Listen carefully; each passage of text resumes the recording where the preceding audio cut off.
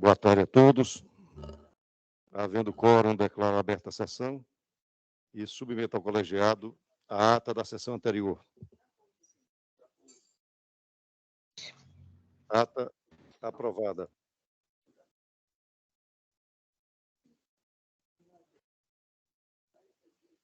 A terceira Câmara de Direito Público, desde 2013, adotou pioneiramente a sistemática do voto lançado previamente. Os integrantes do colegiado julgador tomam conhecimento, manifestam, concordando ou discordando do voto, e nós trazemos para a sessão apenas aqueles casos em que há pedido de destaque, de preferência, e eu começo com o item 3, o agravo de instrumento 0635244, dígito 30.2022, em que é agravante o Estado do Ceará, e agravado Diego Emanuel Farias Moura dos Santos, relatoria do desembargador Luciano. Na sessão de julgamento realizada no dia 13/3, o desembargador Luciano proferiu o voto, suscitando de ofício questão de ordem e não conheceu do recurso. Em seguida, a desembargadora Joriza pediu visto dos autos, adiando o julgamento. Posteriormente, na sessão do dia 20 de março, apresentou voto vista, divergindo parcialmente do relator, no sentido de rejeitar a questão de ordem suscitada pelo relator e devendo ser enfrentado o mérito, no que foi acompanhada pela desembargadora Vilauba. Então, a turma, por maioria, rejeitou a questão de ordem. E os autos retornaram, então, ao relator, adiando o julgamento.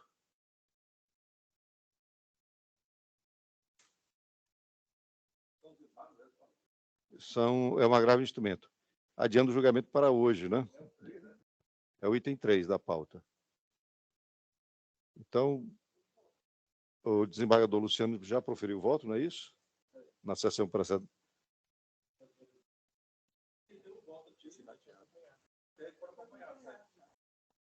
Então, proclamo o resultado. Recurso conhecido e provido. Eu chamo o item 10. Aí o item 10 foi adiado por indicação da relatoria, que é apelação, remessa necessária, sequência de 306315, dígito 59.2018. Então, adiado. Por indicação da relatora, desembargadora Vilauba. Chamo o item 24. Apelação, remessa necessária 005-6924, dígito 12.2021. Remetente, juiz de direito da primeira vara civil da comarca de Juazeiro do Norte. Apelante, município de Juazeiro do Norte. E apelante também, construtora Rodovalho Alencar Limitada. E apelado, Plano Asfalto e Empreendimentos Limitada, da minha relatoria. Proclamo o resultado. Doutora Kessia? A senhora vai fazer a sustentação oral?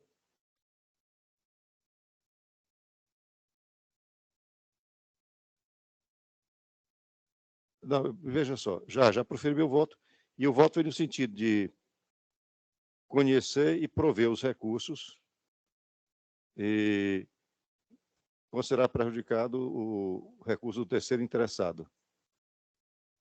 Não? Proclamo o resultado. Reexame necessário e recursos conhecidos e providos. Recurso do terceiro interessado, prejudicado. Chamo o item 64, o agravo de instrumento 0638557, dígito 96.2022, em que é agravante Arruda Carneiro Empreendimentos Imobiliários Limitada, e agravado município de Sobral. Relatoria da desembargadora Vilauba. Doutor José Amaury Batista Gomes Filho, presente. Né? Doutor Amaury, o senhor dispensa a leitura do relatório? Então, o senhor tem 15 minutos.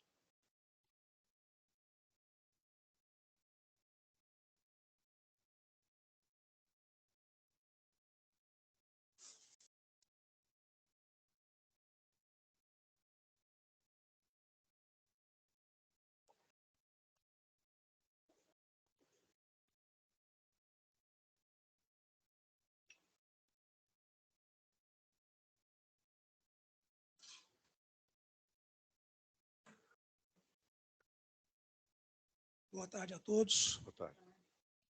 Excelentíssimo senhor presidente, Washington Araújo, excelentíssima senhora desembargadora Iracema Martins do Vale, excelentíssimo senhor desembargador Francisco Luciano Lima Rodrigues, excelentíssima senhora desembargadora Maria Vilauba Fausto Lopes, minhas senhoras, meus senhores, boa tarde.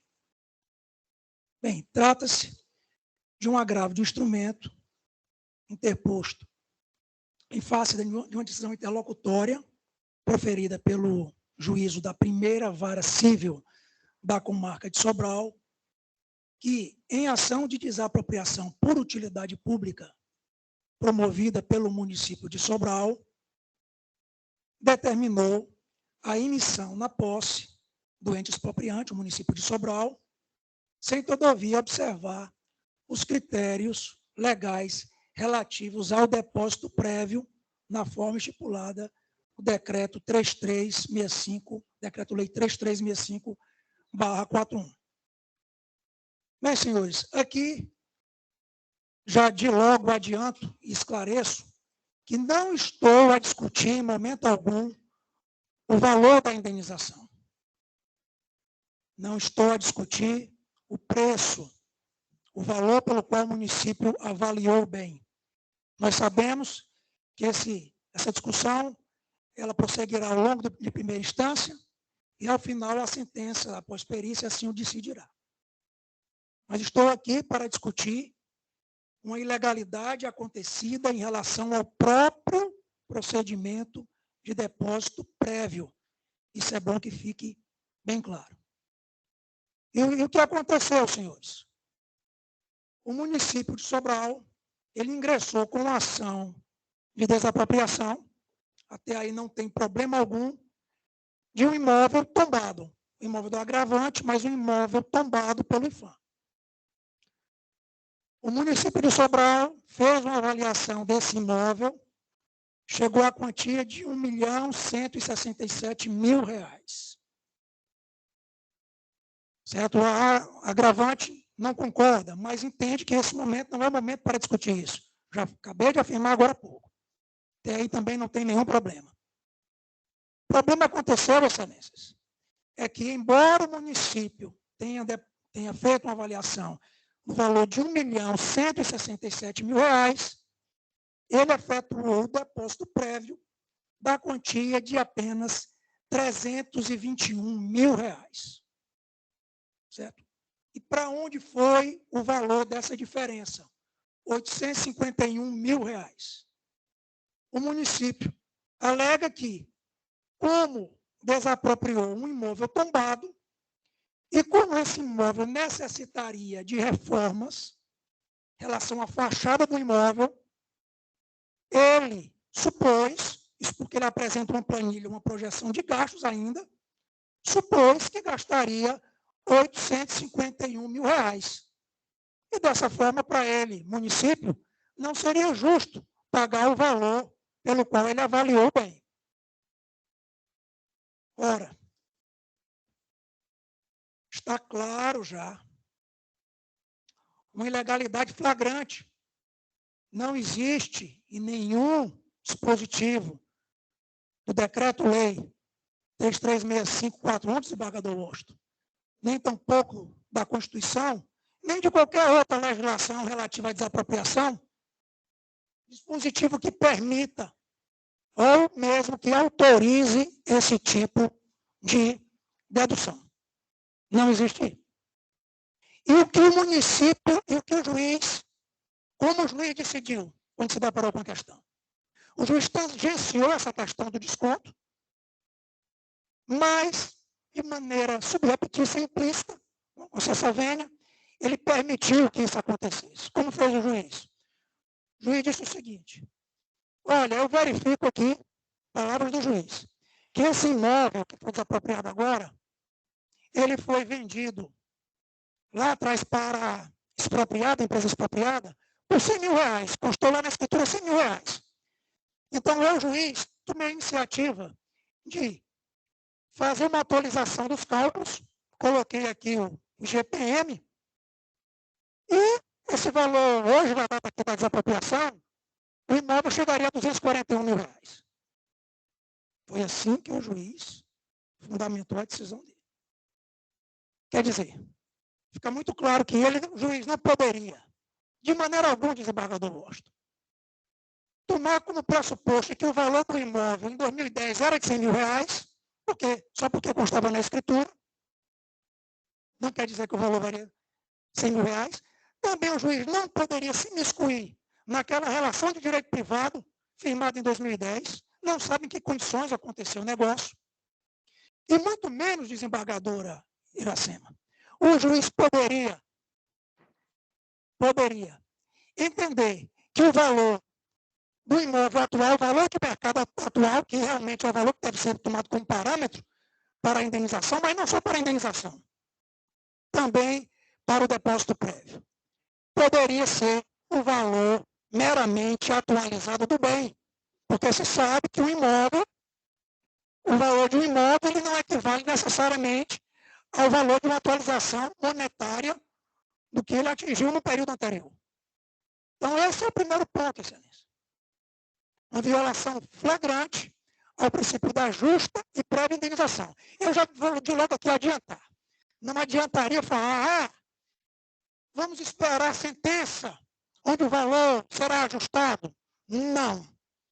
A empresa tem o direito subjetivo de ser indenizada no valor de 80% nesse momento processual do valor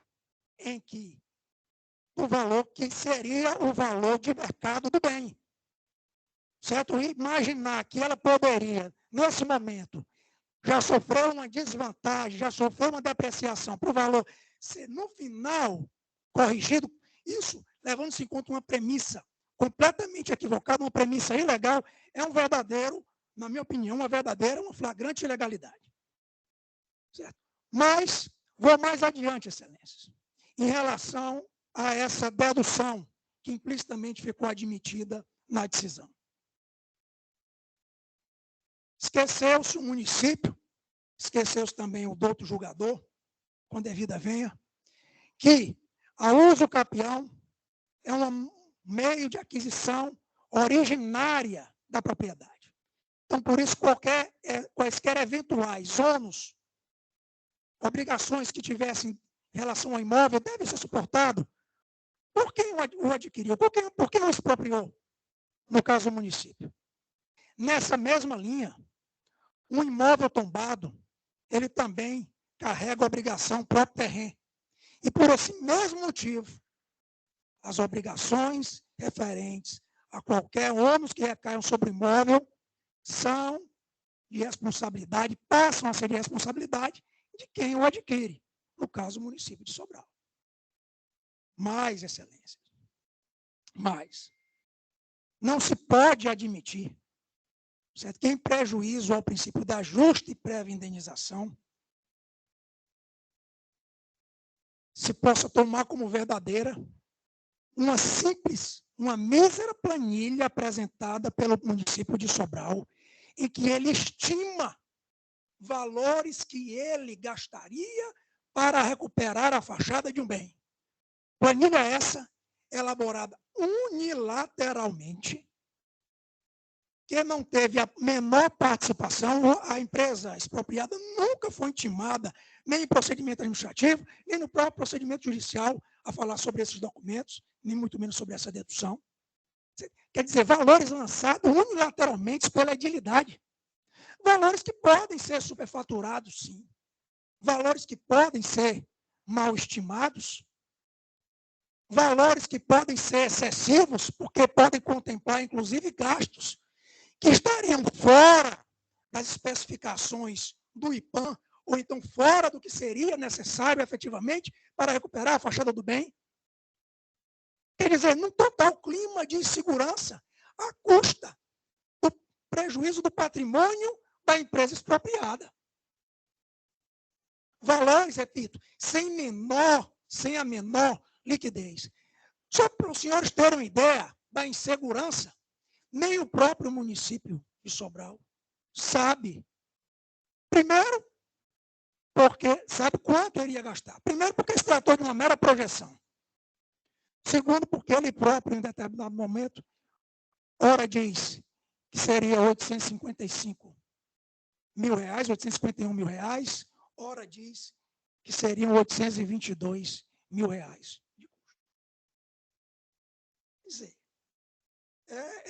é um caso de, na minha opinião, de flagrante ilegalidade.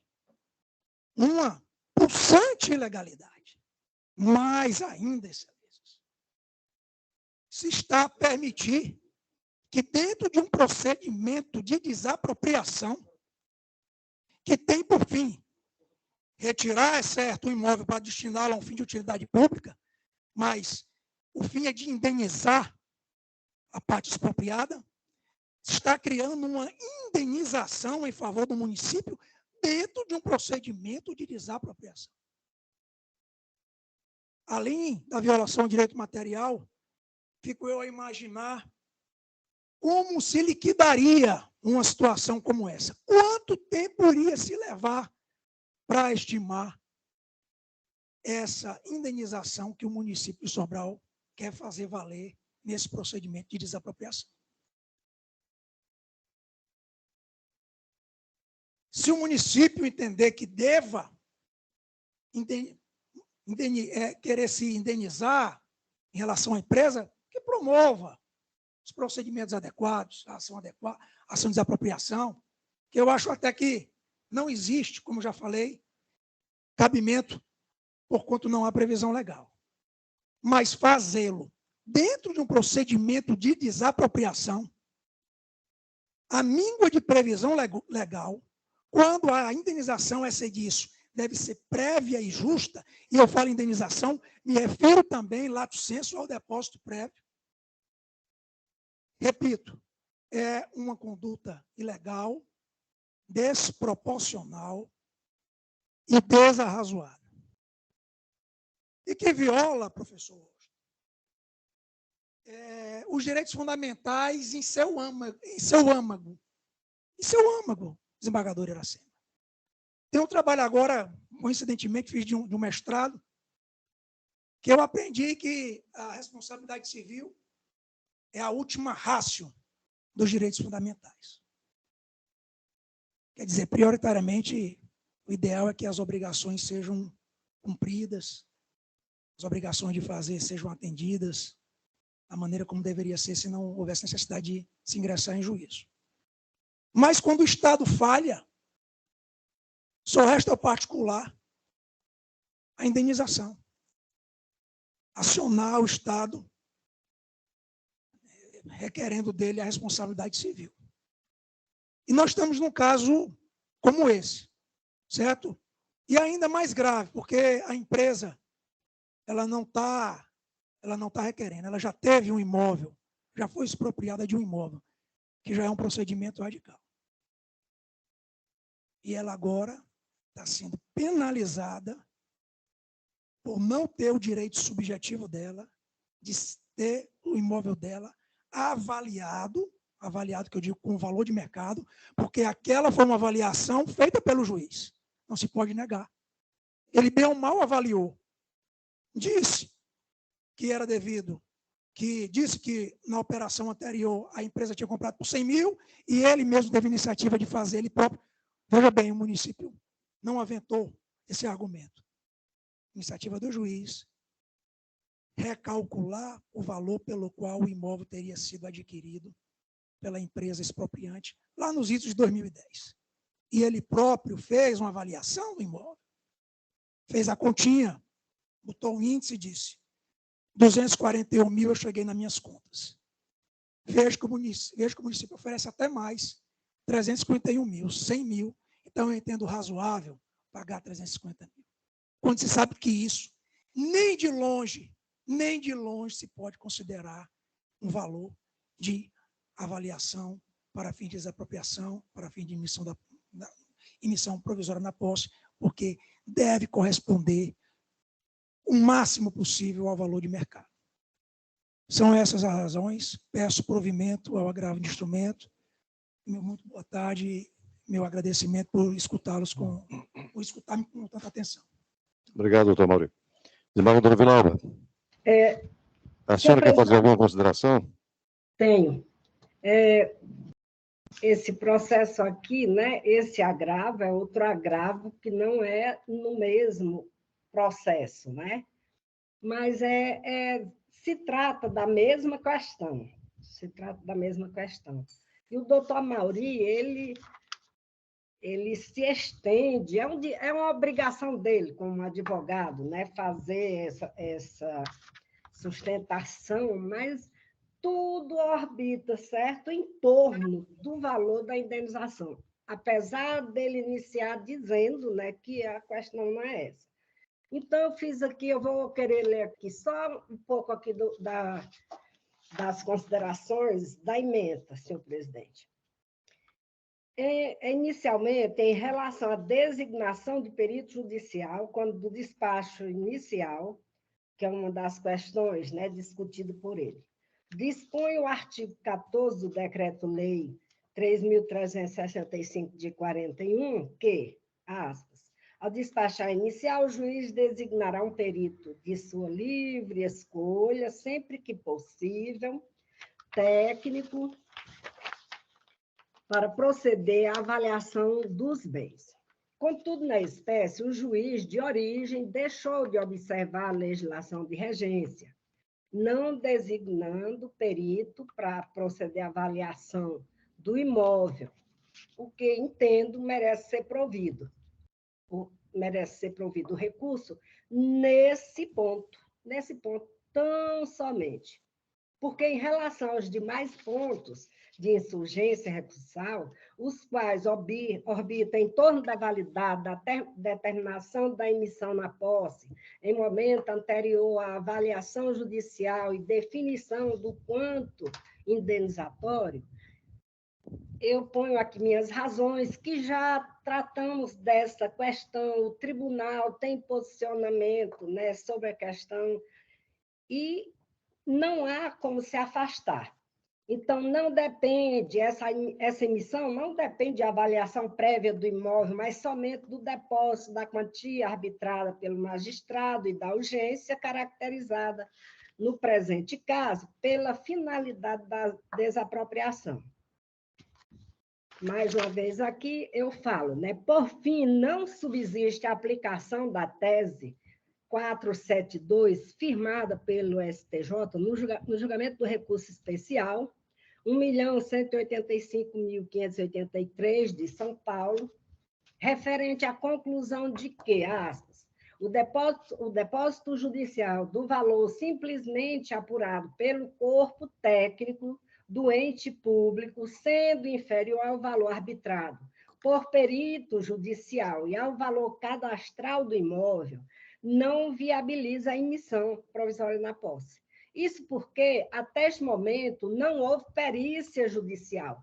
Então, é neste ponto aqui que realmente, né, eu decido. Recurso conhecido e parcialmente provido. Decisão interlocutória reformada para determinar a observação do artigo 14 da lei supracitada, designando perícia judicial. Ok. Doutora Villalba, nem faz parte da turma julgadora, mas eu estou com uma... Vai se manifestar? Eu queria, por favor. Ah, sim. Muito bem. Primeiro a desembargadora Iracema, depois Vossa Excelência. O voto da relatoria.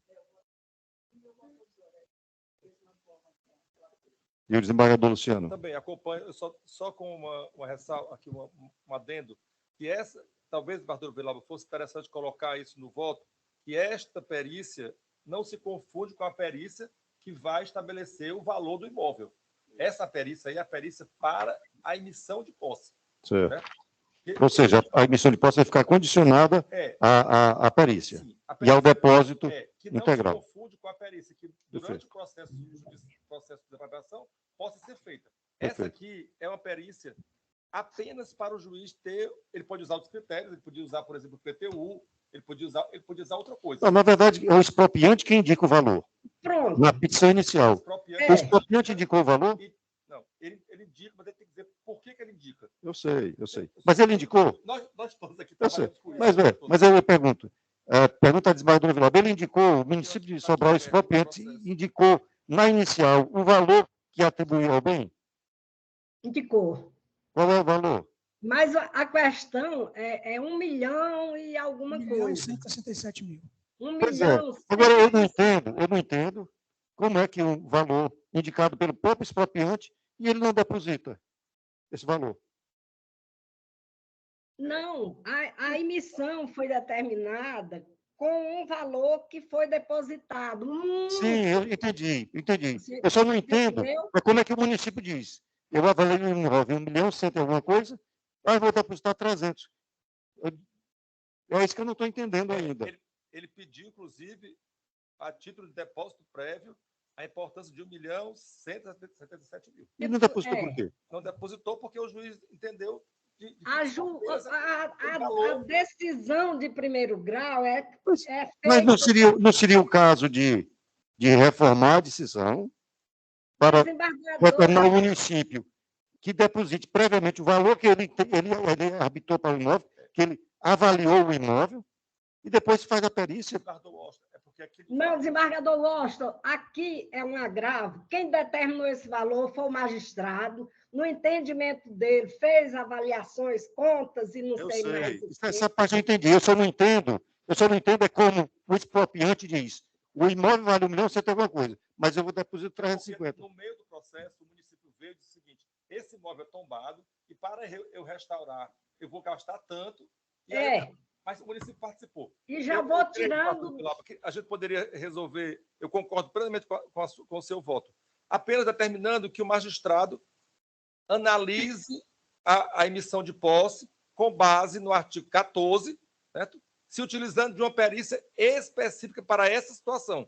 E aí ele vai mandar fazer a perícia e complementação do valor, se for o caso. Necessariamente tem que fazer essa perícia. Né? Eu não sou perito e não sei como é que se faz essa conta. Confuso demais. Por isso que eu creio que o ideal seria determinar o juiz. Exatamente. E ele, como ela falou aqui, a desembargadora, que ele faça uma perícia, certo? Para efeito de emissão de posse e, se for o caso, determine a complementação do valor. Mas veja só, não já existe um valor indicado na inicial, 1 milhão, 100 e alguma coisa. Como é que o juiz autoriza a emissão de posse por um valor menor? Mas é porque aqui é um agravo. Mas é isso aí que a gente está discutindo. Ele não falou no valor total, ele só falou nos 300 mil reais que o juiz assinalou no agravo. Pela ordem. Eu venho atacando vários pontos. Ele não está falando nem do valor da não foi a avaliação justa prévia. Sim, e ela está mandando fazer a avaliação. Eu estou mandando fazer, estou determinando. Para a emissão de posse é o artigo 14, certo? O que o doutor Luciano está dizendo é que o senhor não disse, olha, a prefeitura avaliou em 1 milhão, 100 e pouco, só depositar 350. Deve depositar o restante. O senhor pediu isso? Disse, pode, se quiser ler no meu recurso. Não, desembargador Washington, ele não pede exatamente. Mas, Luciano, Vossa Excelência não quer pedir vista desse processo e examinar melhor? Posso pedir vista. Okay. Eu peço vista também. Tudo bem, desembargador. Vista concedida.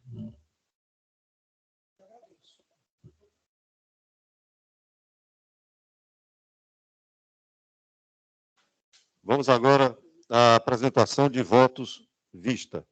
Eu chamo o item 1, agravo de instrumento 062, 1210, dígito 16.2023. Agravante, Estado do Ceará, e agravada imobiliária EPI Limitada, da minha relatoria, na sessão realizada no dia 27/3, proferi voto no sentido de conhecer e dar provimento ao recurso. O desembargador Luciano pediu vista e apresentou voto divergente, que já está lançado, as razões estão lançadas nos autos. Eu, inclusive, me manifestei após o voto do desembargador Luciano, e agora eu quero saber como vota a desembargadora Vilauba. Com o eminente relator. O desembargador Luciano quer se manifestar. A divergência. Só um momentinho, desembargador. O desembargador Luciano quer se manifestar. Desembargador Washington, eu creio que esse assunto é um assunto que a gente possa até conversar, porque eu acho que ele é interessante. a gente tem, de fato, o senhor tem razão uma parte das suas colocações, de fato, existe uma lei estadual, que eu não vou entrar no mérito como é que ela é, certo? Mas ela diz que o procurador, que é do procurador, a sucumbência, certo? É dele, procurador. Sim. Não é verba pública. Alega também que esse valor do coisa, mas fala também, o procurador fala na questão da isenção das custas. Né? O problema é que, e fala da legitimidade, que o senhor colocou lá. O interessante que eu acho que merece uma reflexão é o seguinte: eu posso ter legitimidade, mas eu só posso pleitear direito próprio, certo? Eu não tenho autorização para pleitear direito alheio. É tanto que ela diz assim: os honorários pertencem aos procuradores, certo? Aos procuradores, e não ao Estado. Então, o Estado está usando uma isenção dele para defender direitos alheios, certo? Aí vamos ao contrário. Vamos imaginar que esse embargo, esse processo, o Estado perca, certo? Quem vai pagar a sucumbência? É o Estado. O Estado. O Estado está executando. Então não tem sentido, certo? A não ser que se afaste a legitimidade do Estado. Pois é, porque não tem sentido. Porque o CPC diz que o Estado é legitimado para executar. Para executar, sim. Para executar. Sim. Certo? Agora, para executar algo que só reverte para o procurador, certo? O Estado vai ficar com a pior parte, certo? Se ele perder... Olha, eu percebo que há, digamos assim, uma esperteza, né, em usar o Estado para... Sim. Mas no CPC o Estado está legitimado para executar a verba honorária. Eu entendo diferente. Agora, tem uma lei estadual dizendo que realmente não se trata de verba pública. Não se trata de verba pública. Então, assim, como é que eu vou exigir que o Estado custeie a máquina judiciária para pleitear um direito que é de alguém estranho? Certo? De fato, eu mantenho minha decisão dizendo que não, que ele tem que vir. Isso não é uma coisa inusitada. Na Fazenda Pública, eles estão e é R$ 123, certo? O valor. Uhum. Não, aliás, se for execução, é R$ 23, uma coisa assim. É irrisório. A petição aqui da execução de honorários é uma peça fantástica. Eu louvo a Procuradoria, que tem procuradores tão diligentes, porque a peça é um primor, certo? A peça é um primor. Inclusive, ele disse lá todos os atos, tudo que tem que ser feito, se não fizer aquilo, não sei o que mais. Fiquei encantado com a petição. Certo? Mas entendo que o Estado não pode pleitear direito próprio em nome à lei. Certo? Direito à lei e nome próprio, desculpa. Okay. Como vota a senhora, desembargadora Villalba? Eu acompanho a divergência, excelência. Ok. Então, vou proclamar o resultado. Agravo desprovido, decisão por maioria, vencido o relator, e lavrará o acórdão o desembargador Luciano, autor do voto divergente.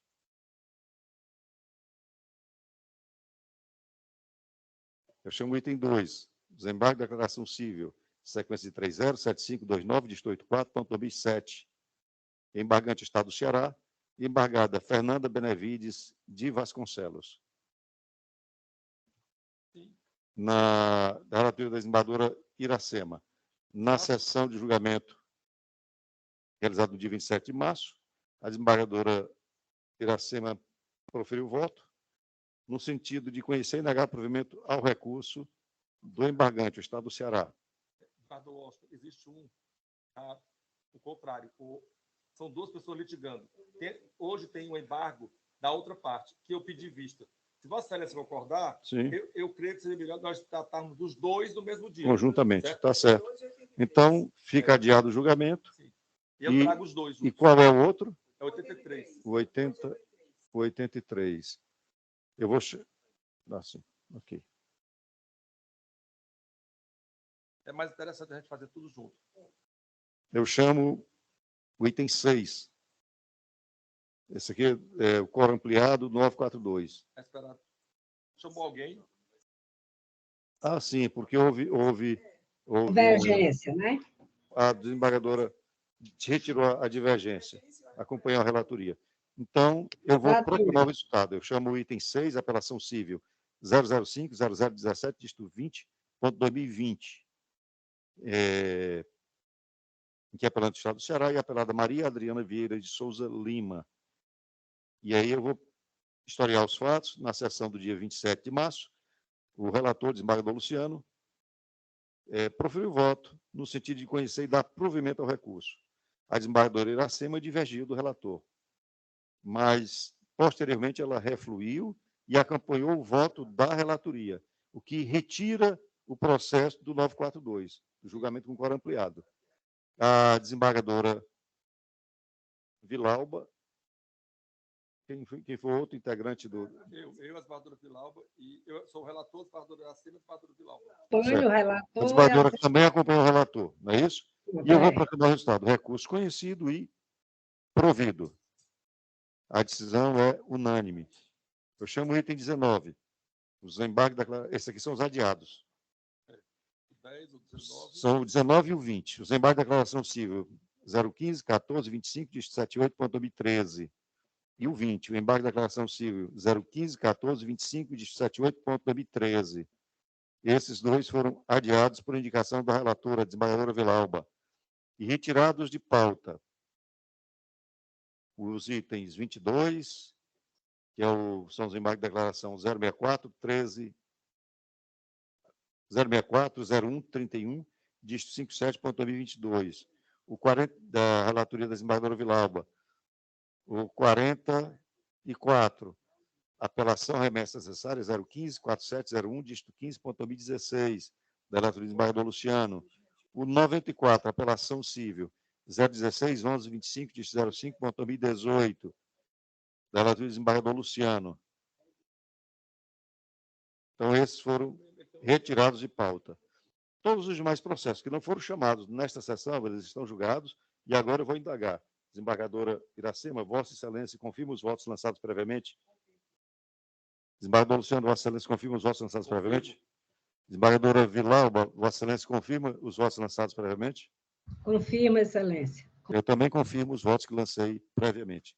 Todos os processos estão julgados e a relação deles... O item 10, que está aqui no relatório como adiado, Vossa Excelência não foi referência, está adiado? Só porque o senhor falou só 19 e 20. Ah, esse aí, né? Tá bom. Tá. Então, serão publicados logo após a sessão.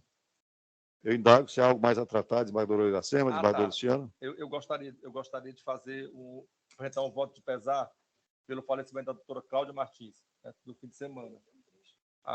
Assim, pessoalmente, pessoalmente, para mim foi muito difícil. Ela foi uma pessoa que, na minha vida profissional, como eu disse no discurso de posse, ela foi uma pessoa que me abriu os caminhos, eu não conhecia ninguém, então ela foi a pessoa que me abriu os caminhos e tudo. Eu, pessoalmente, tenho muito afeto por ela. E é uma mulher que dedicou-se a vida ao poder público, né? Foi defensora, foi procuradora do Estado, foi juíza do trabalho, né? Depois voltou a ser procuradora e já aposentada, foi corregedora durante muito tempo.